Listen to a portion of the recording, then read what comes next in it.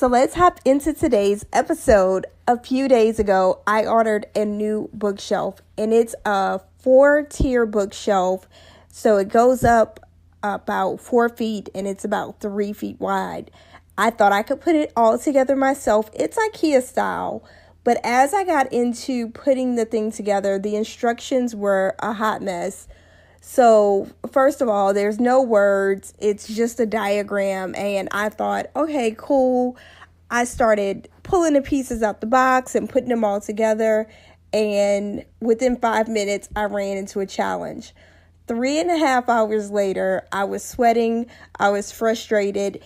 And I pulled out my notebook and I started writing the notes for this episode, because even in my frustration, I was like, oh, this is good. This is great content for the podcast, because this is what leaders face in so many situations where we think we know what the problem is. We think we know what the solution is. We look at something briefly and we start going and we go full speed ahead. And then halfway through, we realize we have wasted so much time and we're frustrated and we're not as far along as we should be.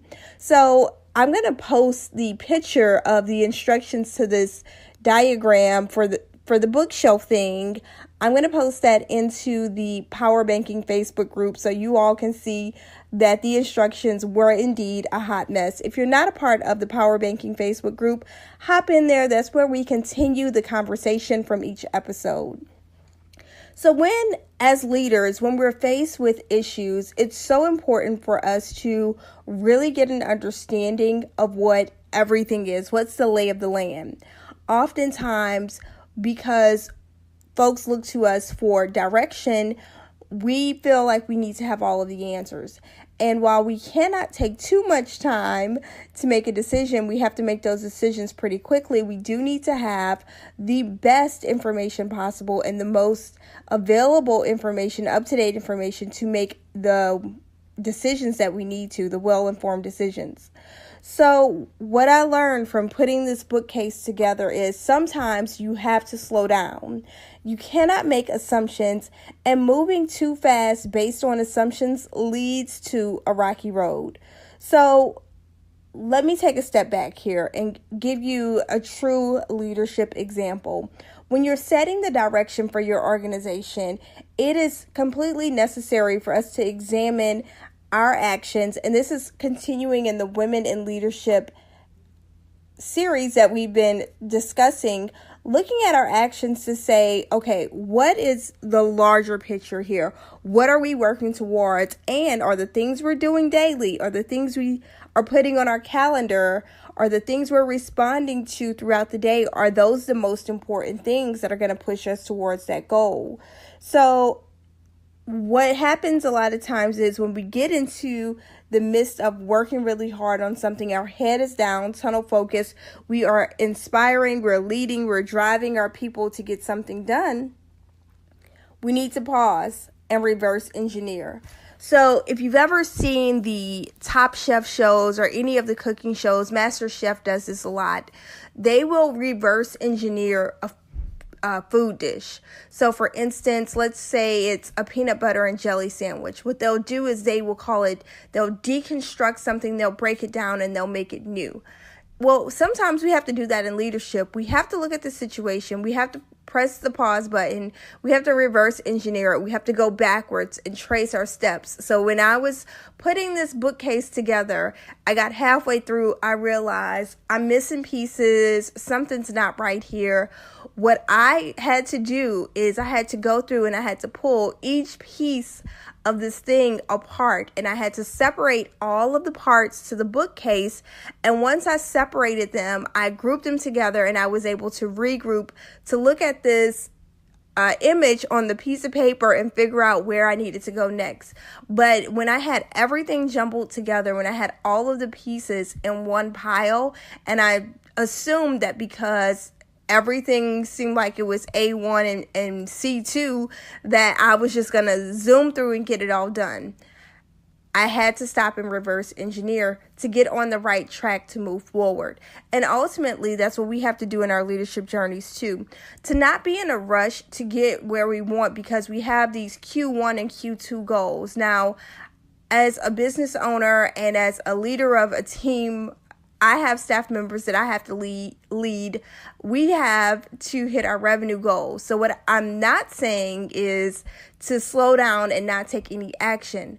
But when you have to make a very big decision, making sure that you have that appropriate information to move forward. So if you can, take the time to really get everybody on the same page to make sure everyone understands the importance of deliberate action. So deliberate action is making sure that everything you do is with great intention and you're not just doing things just to be a busybody, just to get something done. You're doing it to move forward with a specific purpose and action. And if during this process, when you're reverse engineering, identify any areas of opportunity to grow. And sometimes investing in our team members and the skills that they need is something that can be done very quickly.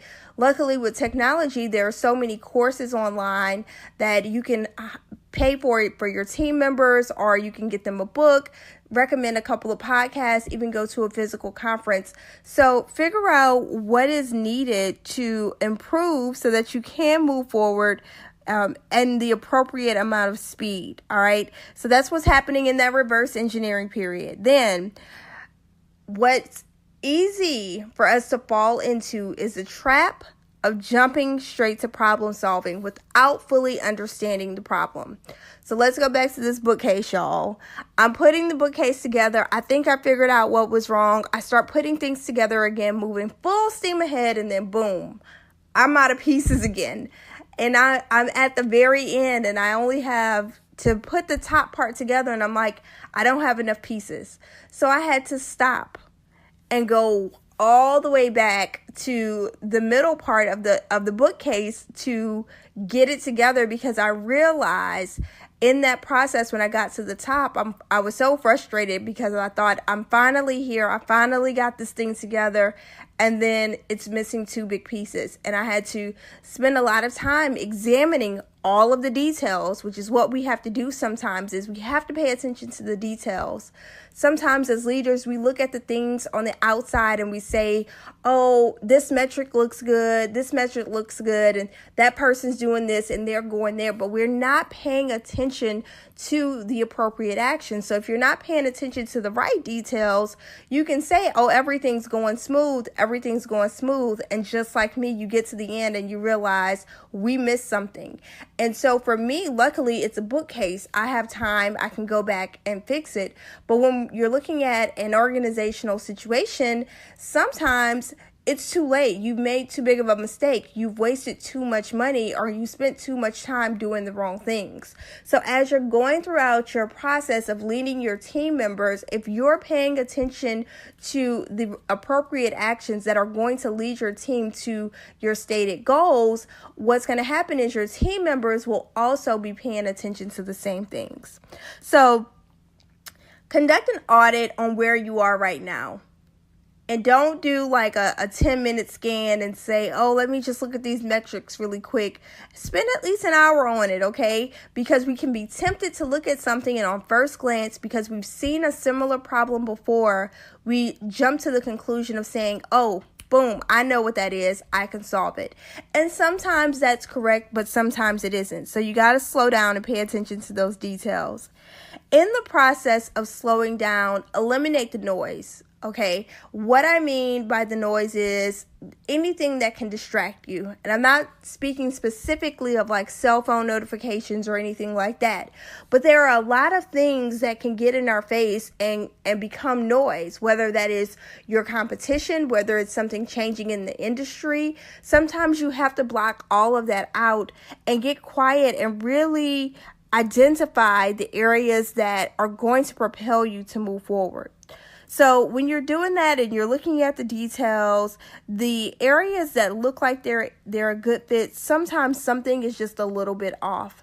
And if you notice something is just a little bit off, don't try to jam something together like I did with the bookcase.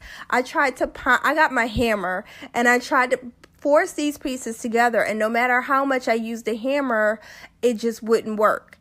And so I cracked the plastic corners of the thing, and then I realize, oh, this isn't the right fit.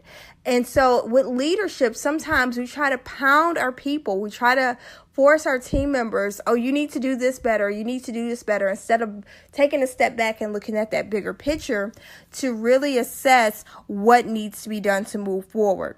So this is a very introspective episode, but it's also a very tactical episode. If you have an area within your organization right now, things just aren't gelling well, something's not fitting, you've been spending too much time on a certain project, you need to take a step back, get quiet, figure out how to eliminate the noise, pay attention to the detail, and invest in the appropriate areas and the right actions that are going to lead you to the success that you need. So I want to leave you with this as we wrap up for today.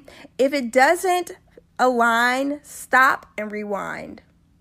All right. So if it's not aligning for a reason. So hit the stop button, rewind, go back, look at things, and readjust as necessary.